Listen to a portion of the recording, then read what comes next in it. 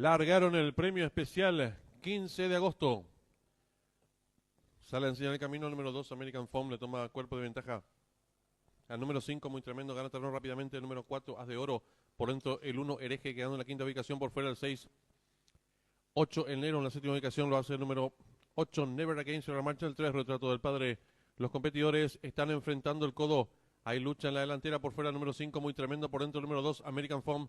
Tercero se desempeña el número 8, Never Again. Cuarto viene sonando el 6, 8 Enero en la quinta ubicación. Expectante. Por dentro viene haciendo el 4, As de Oro. Más atrás el 1, Hereje. Se remarcha el 3, Retrato del Padre. Y los competidores del premio especial 15 de agosto se aprestan a hacer el ingreso a la recta final. Asume comando el lote número 4, As de Oro. Le toma cuerpo de ventaja al número 2, American Foam. Tercero se desempeña el participante número 5, muy tremendo. Cuarto viene accionando el participante número 1, Hereje. Descuenta ya los últimos 300 metros para el disco. El número 4, As de Oro. Cuerpo de ventaja sobre el número 2, American Foam, que hiciste en su búsqueda. En la tercera ubicación se desempeña el número 5, muy tremendo. Descuenta ya los últimos 150 metros para el disco. El número 4, As de Oro. Logra tirar cuerpo de ventaja sobre el número 2, American Foam, que hiciste por dentro. Gana terreno por fuera el 5, muy tremendo. Pocos metros para el disco. El 4, As de Oro. Y César Mora. Cuerpo de ventaja sobre el número 2, American Foam. Tercero el 5, muy tremendo.